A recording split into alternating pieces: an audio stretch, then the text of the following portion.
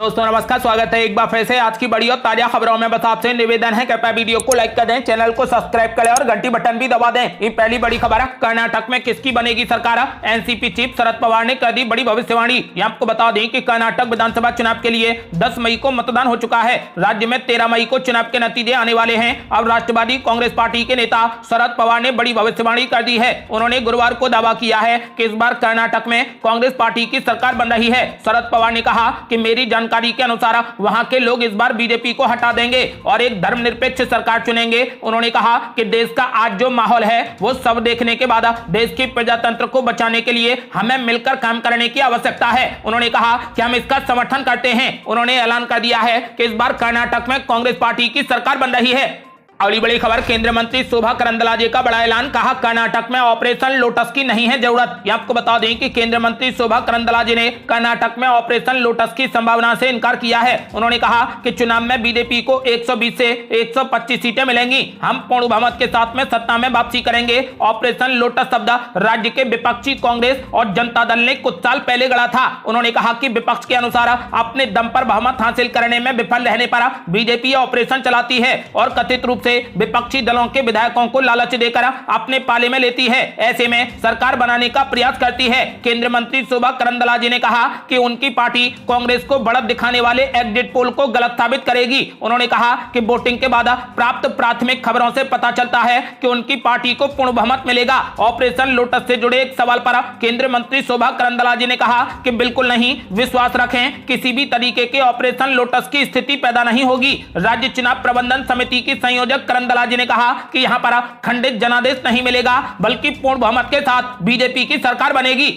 अगली बड़ी खबर, ईवीएम मशीन को लेकर कांग्रेस पार्टी के दावे हो गए खारिज। चुनाव आयोग ने लगाई फटकारा। कहा अफवाह फैलाने वाले सूत्रों को करें सार्वजनिक। ये आपको बता दें कि 13 मई को कर्नाटक विधानसभा चुनाव के नतीजे सामने आ जाएंगे, लेकिन इससे पहले ईवीएम मशीन को लेकर कांग्रेस पार्टी के दावे को चुनाव आयोग ने खारिज कर दिया है। दरअसल कांग्रेस पार्टी ने दावा किया था कि कर्नाटक में मतदान के लिए चुनाव आयोग द्वारा इस्तेमाल की जाने वाली ईवीएम मशीनें पहले दक्षिण अफ्रीका में लगाई गई थी। कांग्रेस पार्टी के इस दावे को खारिज करते हुए गुरुवार को चुनाव आयोग ने कहा कि कांग्रेस पार्टी अपने उन सूत्रों का भी सार्वजनिक रूप से खुलासा करे जो इस तरीके की गलत जानकारी फैलाते हैं। कांग्रेस पार्टी ने कर्नाटक में 10 मई को हुए मतदान से पहले 8 मई को चुनाव आयोग को लिखे एक पत्र में ईवीएम मशीन को लेकर चिंता जताई थी। पत्र में कांग्रेस पार्टी ने दक्षिण अफ्रीका में पूर्व में इस्तेमाल की गई ईवीएम मशीन को कर्नाटक चुनाव में बिना पुनर्मूल्यांकन और दोबारा सत्यापन की प्रक्रिया के पुनः उपयोग को लेकर स्पष्टीकरण मांगा था। इस पर ही चुनाव आयोग ने कांग्रेस पार्टी से जानकारी मांगी है। चुनाव आयोग ने कांग्रेस पार्टी के इस दावे पर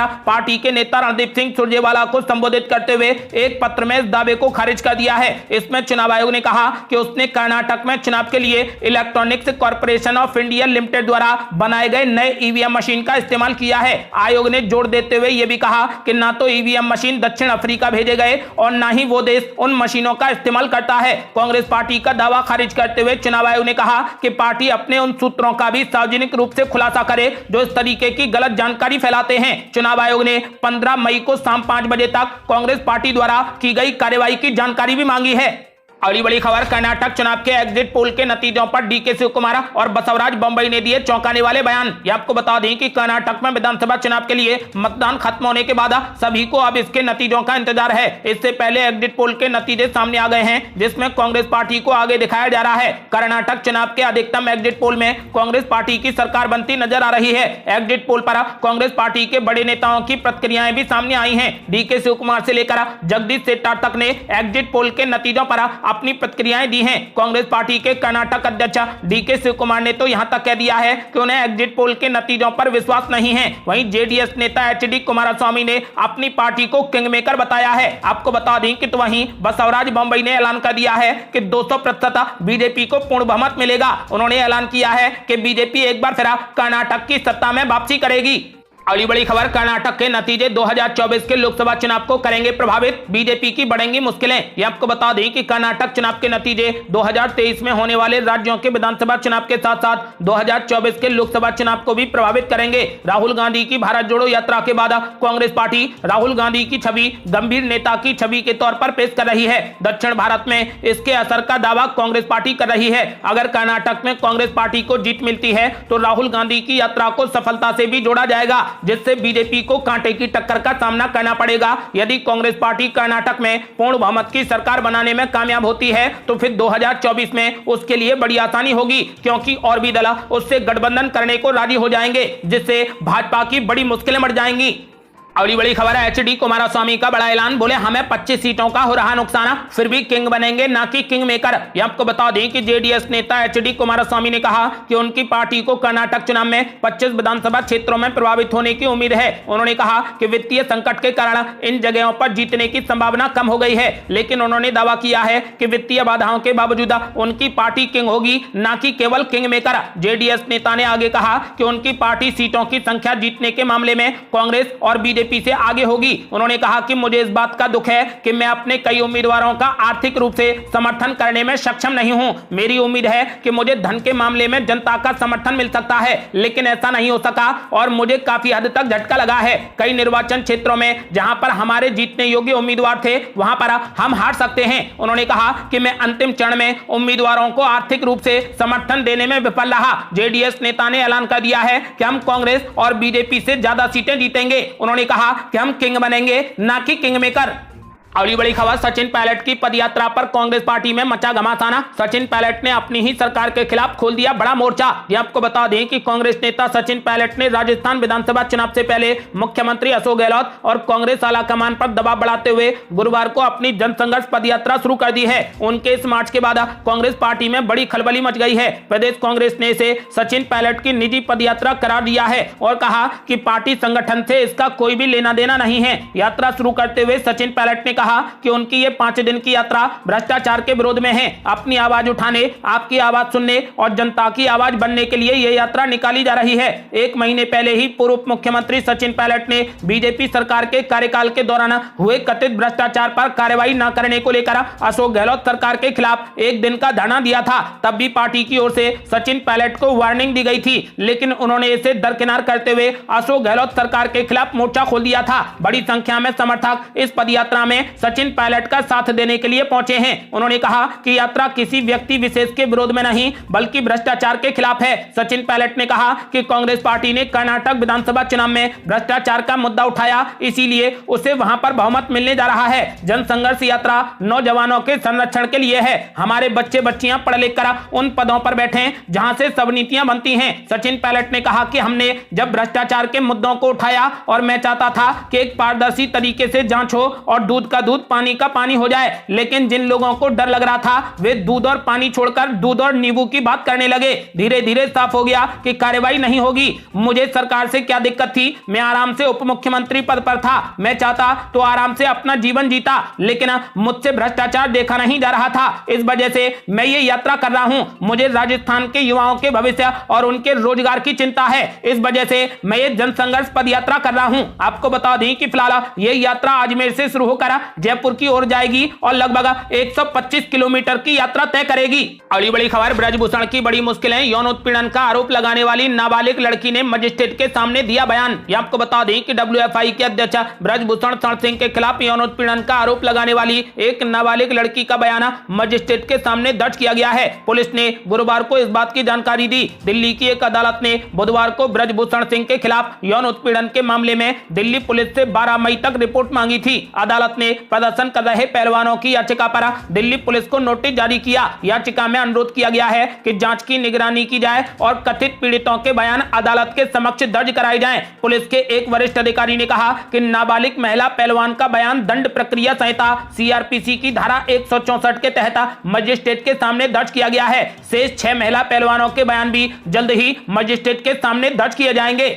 अगली बड़ी खबर, नीतीश कुमार ने शरद पवार और उद्धव ठाकरे से की मुलाकात। प्रधानमंत्री पद के चेहरे पर पहली बार लिया गया नाम। ये आपको बता दें कि लोकसभा चुनाव से पहले सभी विपक्षी दलों को एकजुट करने के प्रयास में लगे बिहार के मुख्यमंत्री नीतीश कुमार ने गुरुवार को शरद पवार और उद्धव ठाकरे से मुलाकात की। उनके साथ में बिहार के उप मुख्यमंत्री तेजस्वी यादव भी मौजूद रहे। महाराष्ट्र के दिग्गज नेताओं से मिलने के बाद नीतीश कुमार ने बीजेपी के खिलाफ अधिक से अधिक विपक्षी दलों की एकजुटता का आह्वान किया। मुख्यमंत्री नीतीश कुमार और उप मुख्यमंत्री तेजस्वी यादव ने मुंबई मुंबई में गुरुवार को सबसे पहले शिवसेना के नेता और महाराष्ट्र के पूर्व मुख्यमंत्री उद्धव ठाकरे से मुलाकात की। इस बैठक के बाद दोनों नेताओं ने संयुक्त प्रेस कॉन्फ्रेंस की। ठाकरे से मिलने के बाद नीतीश कुमार ने कहा कि हम चाहते हैं कि पूरे देश में अधिक से अधिक पार्टियां एकजुट हों और मिलकर लड़ें। हम सब मिलकर लड़ेंगे। आज जो केंद्र में हैं वे देश के लिए कोई भी काम नहीं कर रहे, इसीलिए देश के हित में हम सब मिलकर लड़ेंगे। अब ये तय होगा कि कब सबकी मीटिंग होगी। नीतीश कुमार ने कहा कि जब सभी एक साथ लड़ेंगे तो बीजेपी से मुकाबला होगा,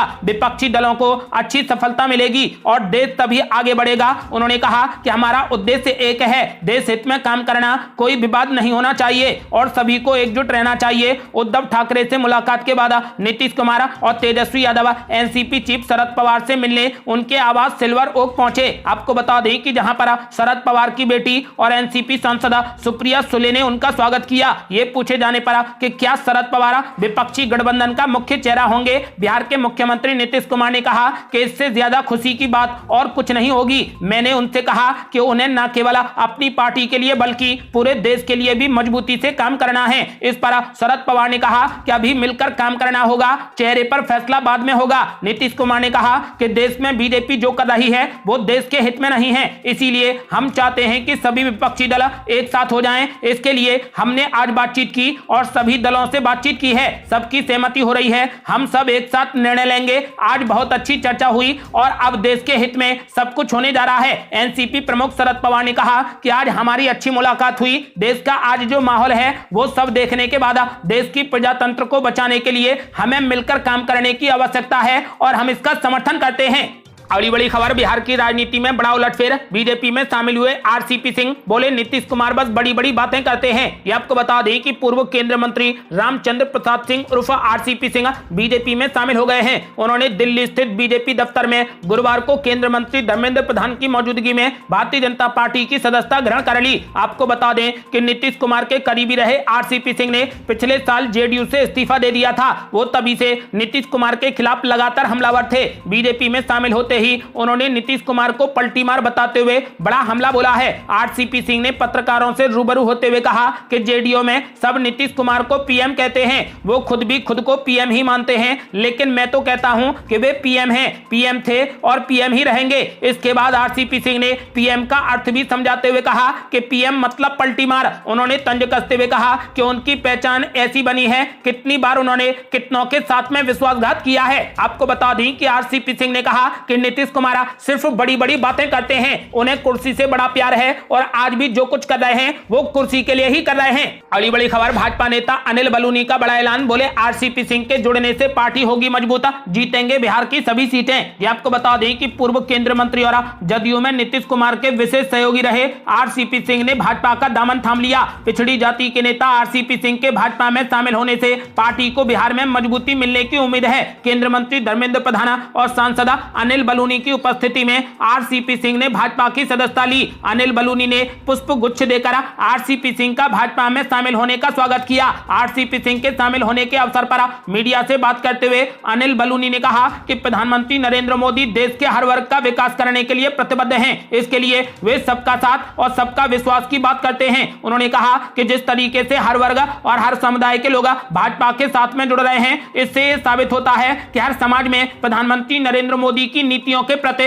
विश्वास बढ़ रहा है। भाजपा सांसद अनिल बलूनी ने कहा कि पार्टी बिहार में पहले भी बहुत मजबूत स्थिति में है। लोकसभा चुनाव में सहयोगी दलों के साथ बिहार की 39 सीटों पर जीत हासिल कर पार्टी ने यह दिखा दिया था कि भाजपा बिहार के मतदाताओं की पहली पसंद बनती जा रही है। उन्होंने कहा कि आरसीपी सिंह जैसे जमीनी नेता के जुड़ने से भाजपा बिहार में और ज्यादा मजबूत होगी। भाजपा एक बार फिर 2024 के लोकसभा चुनाव में 2025 के बिहार विधानसभा चुनाव में बेहतर प्रदर्शन करेगी और अपने दम पर बिहार में सरकार बनाएगी।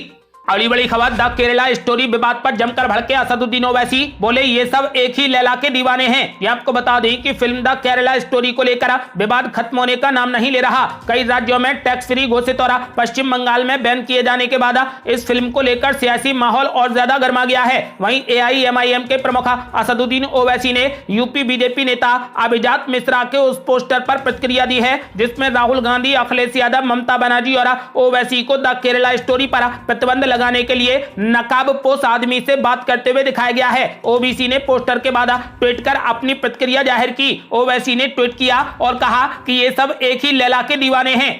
अगली बड़ी खबर, द केरला स्टोरी फिल्म पर प्रतिबंध के खिलाफ सुप्रीम कोर्ट आज करेगा सुनवाई। पश्चिम बंगाल में लगी है रोक। ये आपको बता दें कि पश्चिम बंगाल में द केरला स्टोरी पर प्रतिबंध के खिलाफ फिल्म निर्माताओं की याचिका पर सुप्रीम कोर्ट आज सुनवाई करेगा। फिल्म निर्माताओं ने दावा किया है कि प्रतिबंध से उन्हें हर दिन पैसों का भारी नुकसान हो रहा है। सीजेआई डीवाई चंद्रचूड़ और जस्टिस पीएस नरसिम्हा की पीठ के समक्ष फिल्म निर्माताओं की ओर से वरिष्ठ वकील हरीश साल्वे ने मामले का उल्लेख कर तत्काल सुनवाई की मांग की। साल्वे ने कहा कि याचिका पश्चिम बंगाल और तमिलनाडु में प्रतिबंधित होने को चुनौती देती है, जिससे कि पैसों का भारी नुकसान हो रहा है। पश्चिम बंगाल की मुख्यमंत्री ममता बनर्जी ने घृणा और हिंसा की किसी भी घटना से बचने के लिए राज्य में 8 मई को फिल्म के प्रदर्शन पर तत्काल प्रतिबंध लगाने का आदेश दिया था। आपको बता दें कि जिसके खिलाफ डायरेक्टर ने सुप्रीम कोर्ट का दरवाजा खटखटाया, जिसको लेकर सुप्रीम कोर्ट इस मामले पर आज सुनवाई करेगा। अगली बड़ी खबर, सुप्रीम कोर्ट के फैसले के बाद उद्धव ठाकरे ने मांगा मुख्यमंत्री एकनाथ शिंदे का इस्तीफा। बोले गद्दार लोग सरकार नहीं चला सकते। ये आपको बता दें कि बिहार के मुख्यमंत्री नीतीश कुमार गुरुवार को मुंबई पहुंचे। उन्होंने मातोश्री में पूर्व मुख्यमंत्री उद्धव ठाकरे से मुलाकात की। इस दौरान बिहार के उप मुख्यमंत्री और आरजेडी नेता तेजस्वी यादव भी मौजूद रहे। नीतीश कुमार और उद्धव ठाकरे ने मुलाकात के बाद प्रेस कॉन्फ्रेंस की। उद्धव ठाकरे ने सुप्रीम कोर्ट का फैसला आने के बाद एकनाथ शिंदे से इस्तीफा मांगा। उन्होंने कहा कि शिंदे गुट के लोग गद्दार हैं, ऐसे लोग कैसे सरकार चला सकते हैं, गद्दारों को सवाल पूछने का भी हक नहीं है। उद्धव ठाकरे ने कहा कि अगर इस मुख्यमंत्री एकनाथ शिंदे और उप मुख्यमंत्री देवेंद्र फडणवीस में जरा भी नैतिकता होगी तो इस्तीफा देना चाहिए, जैसे मैंने इस्तीफा दिया था। उन्होंने आगे कहा कि इस देश में प्रजातंत्र की रक्षा करना हमारा काम है। सुप्रीम कोर्ट ने कहा कि अगर मैं इस्तीफा नहीं देता तो शायद मैं फिर से मुख्यमंत्री बन जाता। मैं मेरे लिए नहीं लड़ रहा, मेरी लड़ाई जनता के लिए, देश के लिए है। उन्होंने कहा कि राजनीति में मतभेद होते रहते हैं, लेकिन हमारा एक मत यह है कि इस देश को बचाना है। उद्धव ठाकरे ने मुख्यमंत्री एकनाथ शिंदे और उप मुख्यमंत्री देवेंद्र फडणवीस से इस्तीफा मांगा है। अगली बड़ी खबर, दिल्ली में मुख्यमंत्री और केंद्र सरकार के बीच में अधिकारों पर जंग। सुप्रीम कोर्ट ने सुना दिया बहुत बड़ा फैसला। यहां आपको बता दें कि सुप्रीम कोर्ट ने राष्ट्रीय राजधानी में प्रशासनिक सेवाओं पर नियंत्रण को लेकर केंद्र सरकार और दिल्ली सरकार के बीच में विवाद पर गुरुवार को फैसला सुना दिया। इससे पहले 5 सदस्यीय संविधान पीठ ने केंद्र सरकार और दिल्ली सरकार की दलीलें सुनने के बाद 18 जनवरी को अपना आदेश सुरक्षित रख लिया था। सुप्रीम कोर्ट ने अब सर्वसम्मति से फैसला देते हुए कहा कि सेवाओं पर दिल्ली सरकार के पास में विधायी और शासकीय शक्तियां हैं, यानी कि एलजी के बिना हस्तक्षेप के अब अरविंद केजरीवाल कोई भी ट्रांसफर पोस्टिंग कर सकते हैं। पहले ट्रांसफर पोस्टिंग के लिए उन्हें एलजी की अनुमति लेनी पड़ती थी, लेकिन अब सुप्रीम कोर्ट ने फैसला दे दिया है कि उनके पास विधायी और शासकीय शक्तियां हैं, जिसके बाद अरविंद केजरीवाल अब किसी भी अधिकारी की ट्रांसफर और उनकी पोस्टिंग कर सकते हैं। अगली बड़ी खबर, नीतीश कुमार से मिलने के बाद उड़ीसा के मुख्यमंत्री नवीन पटनायक ने पीएम नरेंद्र मोदी से की मुलाकात। तीसरे मोर्चे पर भी दे दिया बड़ा बयान। ये आपको बता दें कि उड़ीसा के मुख्यमंत्री नवीन पटनायक से नीतीश कुमार ने मंगलवार को मुलाकात की थी। बिहार के मुख्यमंत्री नीतीश कुमार लोकसभा चुनाव से पहले सभी विपक्षी दलों को एकजुट करने के प्रयास कर रहे हैं। इसी के तहत उन्होंने उड़ीसा के मुख्यमंत्री नवीन पटनायक से मंगलवार को मुलाकात की थी। उड़ीसा के मुख्यमंत्री नवीन पटनायक ने अब गुरुवार को दिल्ली में पीएम मोदी से मुलाकात करने के बाद लोकसभा चुनाव को लेकर बड़ा बयान दिया। उन्होंने कहा कि जहां तक मेरा संबंध है, तीसरे मोर्चे की कोई भी संभावना नहीं है। ऐसा माना जा रहा है कि नीतीश कुमार की मुलाकात के लिए यह एक बड़ा सवाल है। आपको बता दें कि फिलहाल नवीन पटनायक विपक्ष को बड़ा झटका देते नजर आ रहे हैं। ये थी अब तक की बेहद बड़ी खबरें। आपका क्या मानना है? क्या पूरा विपक्ष 2024 के लोकसभा चुनाव में एकजुट होकर मिलकर लड़ेगा? अपनी राय हमें वीडियो लाइक कर कमेंट बॉक्स में जरूर दें। ऐसी ही ताजा और न्यू अपडेट जानने के लिए हमारे चैनल को लाल बटन दबाकर सब्सक्राइब करें और घंटी बटन भी दबा दें। जल्दी मिलते हैं बड़ी अपडेट के साथ। तब तक के लिए जय हिंद, जय भारत।